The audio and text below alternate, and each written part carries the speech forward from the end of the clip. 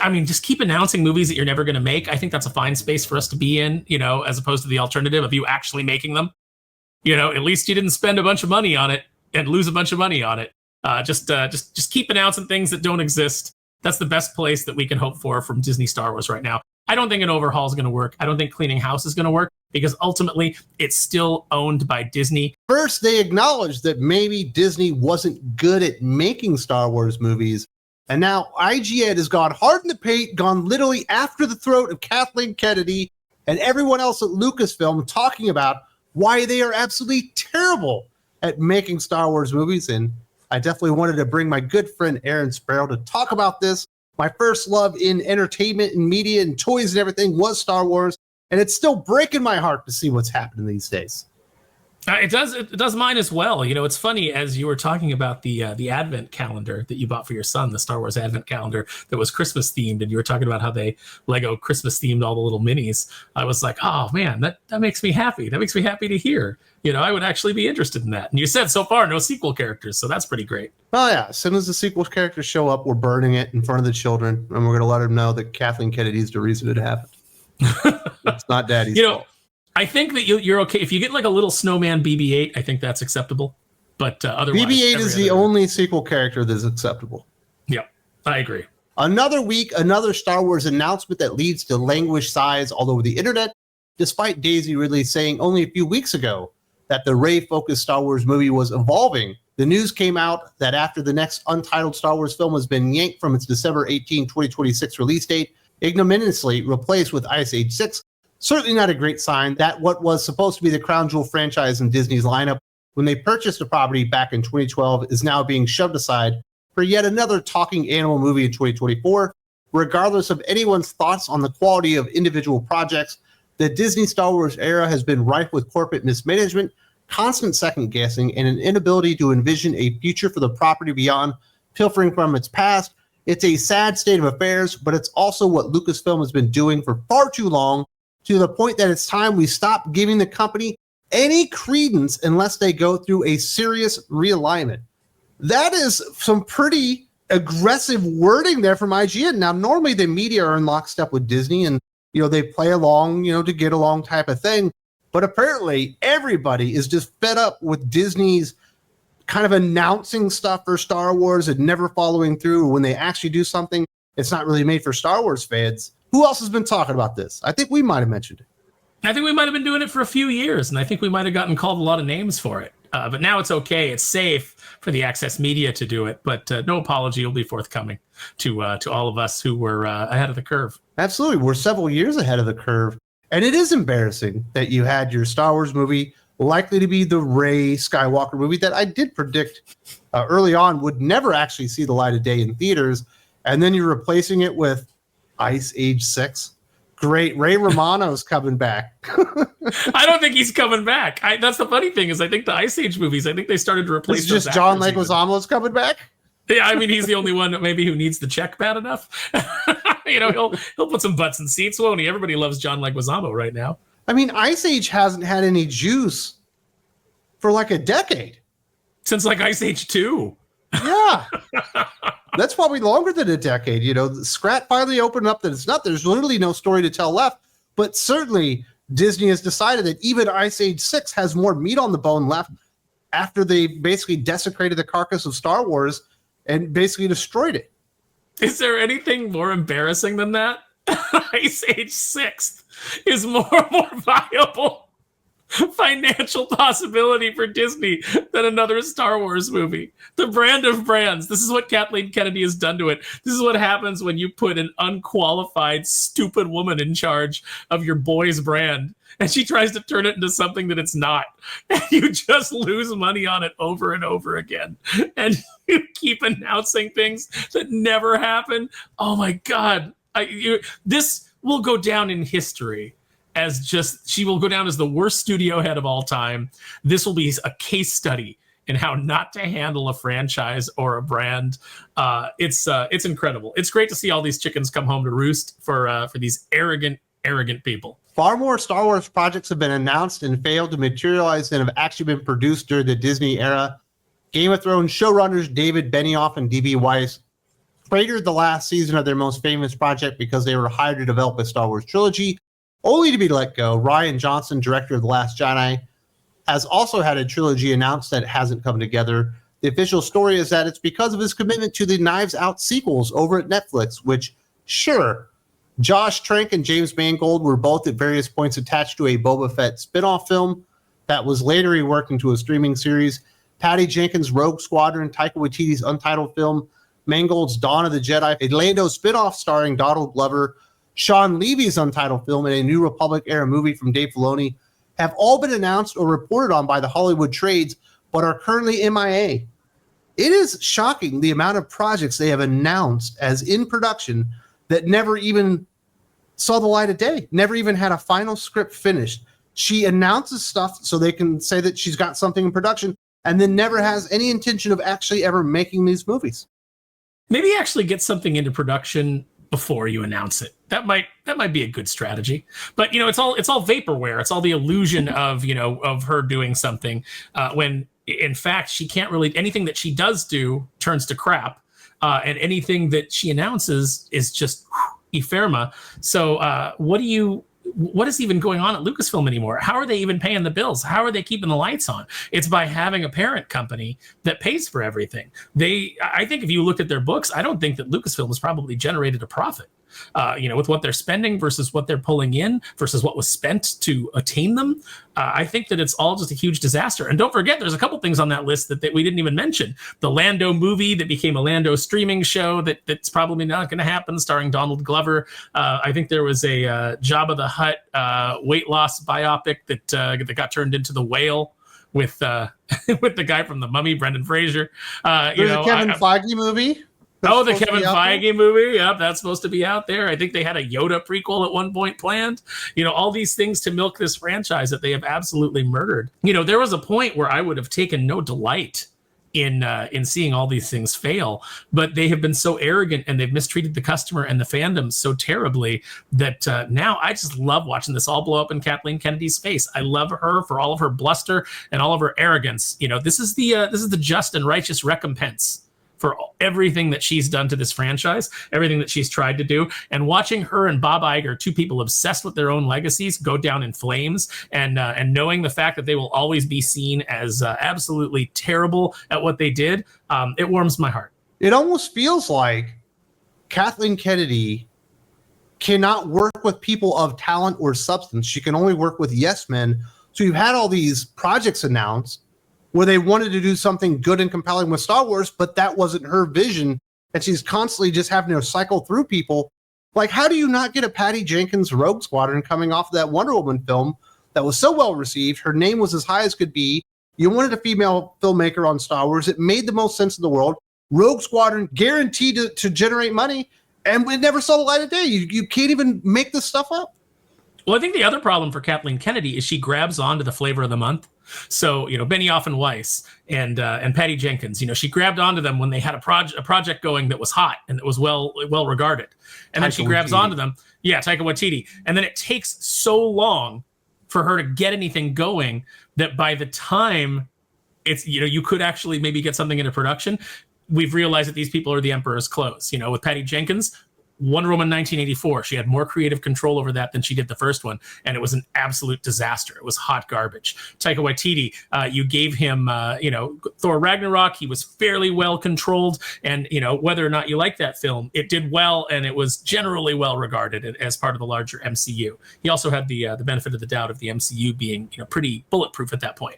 And then we get Thor: Love and Thunder, and he's exposed as an absolute hack. Benioff and Weiss, they just rush through. Once they had no source material, they can't put together a show, they can't put together a story, and Game of Thrones completely falls apart. So all these people that she's putting on these projects, you have to wonder, much like Kathleen Kennedy herself, who was it that was in the mix before that helped make those people successful? Because in and of themselves, the more power they're given and the more they're allowed to kind of indulge themselves, the worse the project is. So there is, much like Kevin Feige, when he had Ike Perlmutter as kind of like a guiding hand, and I don't think Ike Perlmutter is a particular genius, but sometimes you need that, that ebb and flow, that yin and yang to make things and have them be successful. And once you take some of those controls off and people are just given complete free reign, it all falls apart.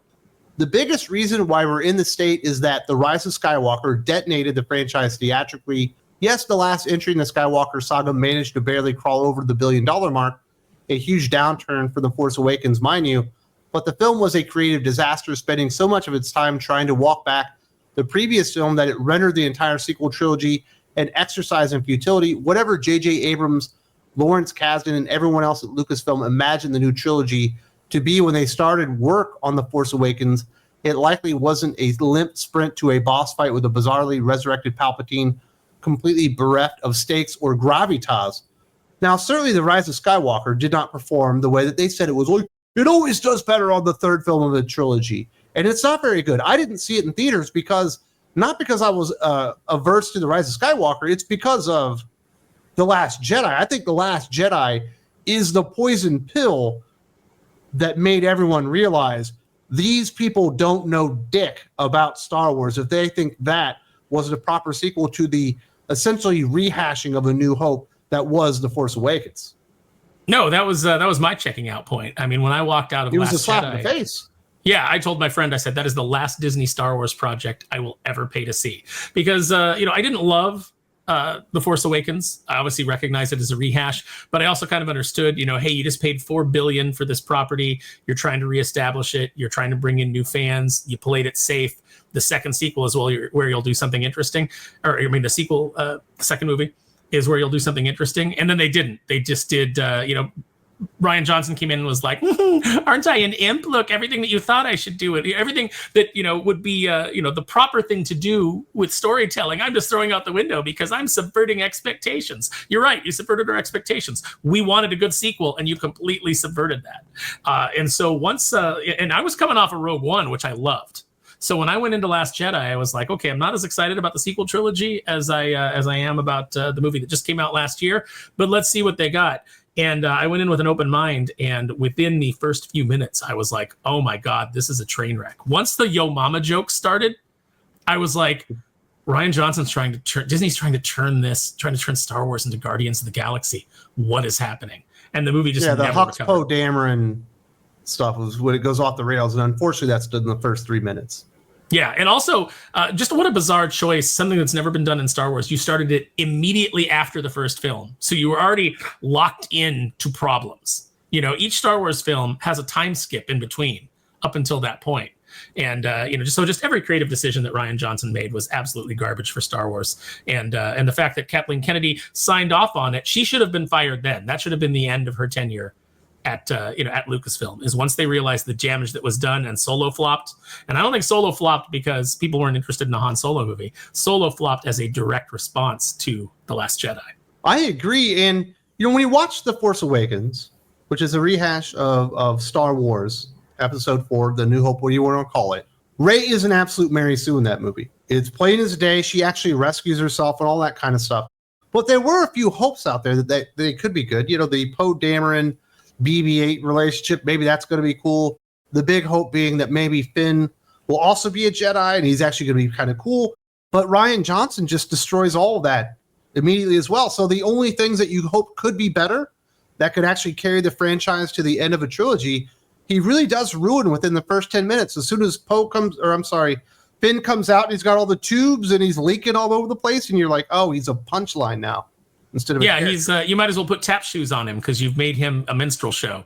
It's like, it's absolutely ridiculous what they did to John Boyega and to the character of Finn, who should have been the main character. And you see all this revisionist history going on, and I pushed back on some of it online where people are going like, just remember that all the bigots had a problem with a black man being in Star Wars. It's like, no, first of all, everybody loves Lando.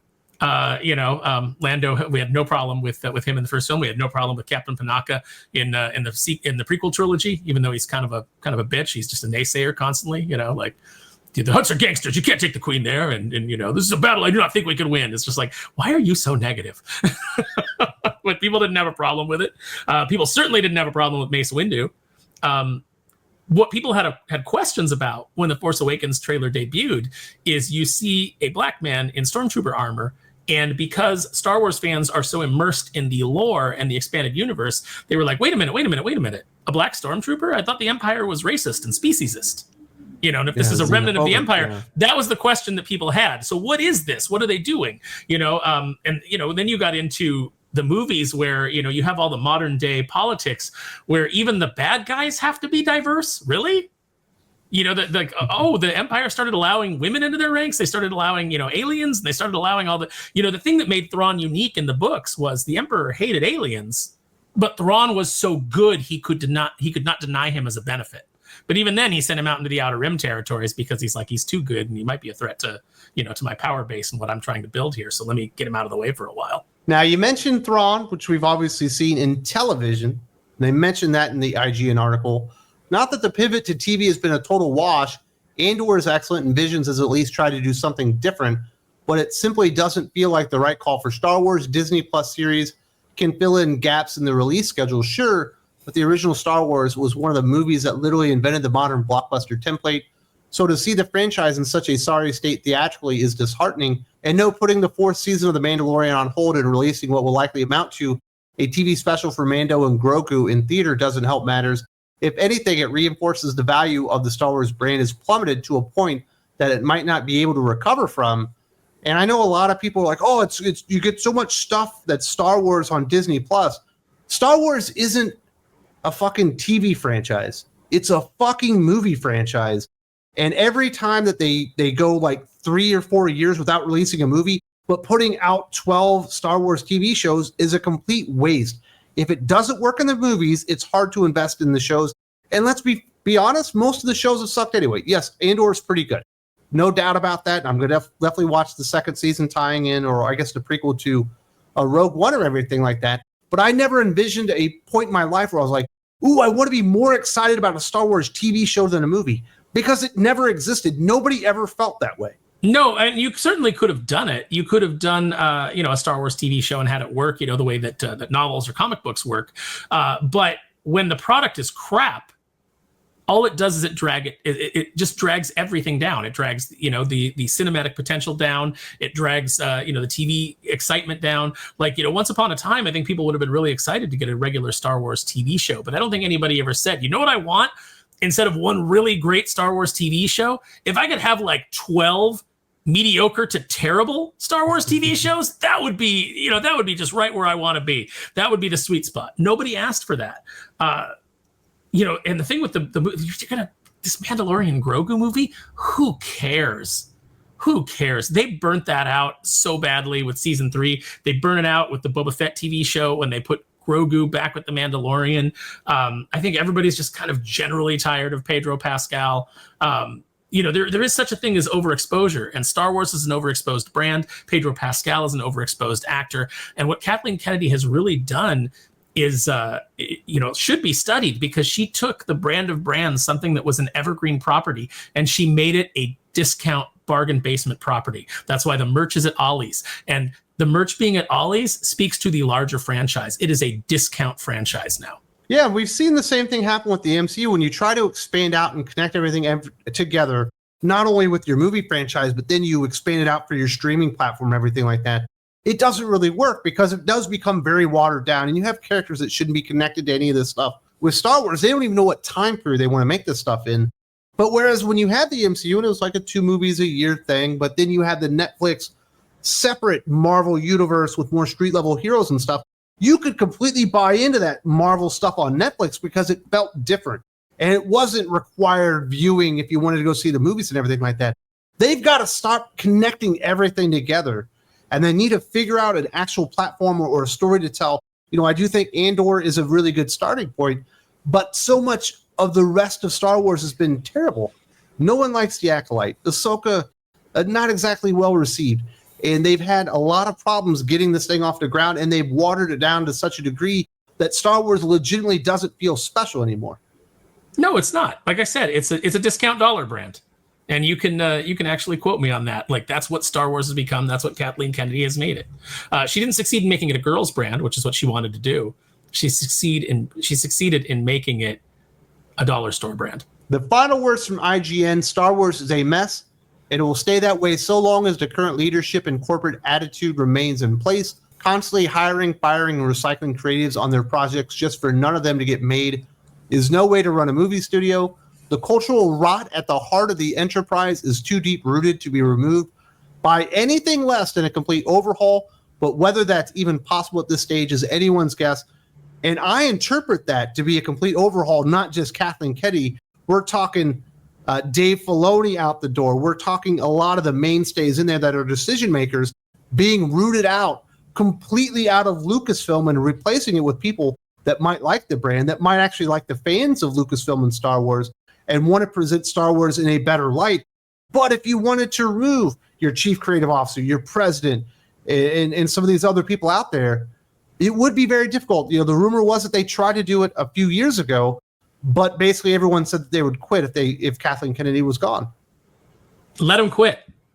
What's the point? Like, why are you employing these people? They're not making anything that's making you money. Honestly, I think Star Wars has to go away for at least a decade so that people will start to feel nostalgic about it. I think that the absolute rot that we've had to deal with and the absolute terrible storytelling and terrible product that's been put out, I think people need to be given time to forget. I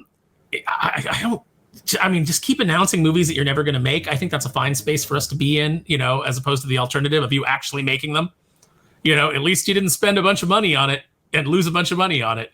Just keep announcing things that don't exist. That's the best place that we can hope for from Disney Star Wars right now. I don't think an overhaul is going to work. I don't think cleaning house is going to work because ultimately it's still owned by Disney. So I think that what you would need to do is you would need to clean out from the top of Disney. Bob Iger's got to go. The people that are aligned with Bob Iger and his way of thinking have got to go. And that's the only way that that's going to filter down to Lucasfilm. Then you clean out Lucasfilm. It needs to be a top to bottom Disney reorganization. They need to put people in there who are actually interested in storytelling, interested in being creative, and interested in appealing to families. You know, families the world over. Get out of politics. Just make middle America kind of like entertainment that appeals to the values of the majority of the country. Stop trying to go after this niche audience that doesn't exist, that doesn't spend money, that doesn't have money, and go back to families who used to enjoy your product. You know, go back to the vision of Walt. That's what you need to do. Absolutely. If you appreciate what Aaron and I are bringing to the table here, this is just a portion of the Geek Fix that you get every single week, exclusive on Thinking Critical Patreon.